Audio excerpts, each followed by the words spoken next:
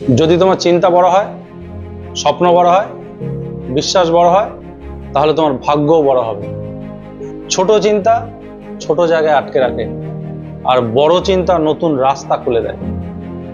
যার স্বপ্ন যত বড়, তার সাহসও তত বেশি সামনে এগোনো। বিশ্বাস ছাড়া পরিশ্রম অন্ধকারে হাঁটার মতো, আর বিশ্বাস থাকলে পথ নিজেই আলো দেয়। মানুষ তোমাকে নিয়ে হাসবে, ব্যর্থতা তোমাকে থামাতে চাইবে, তবুও থেমো না।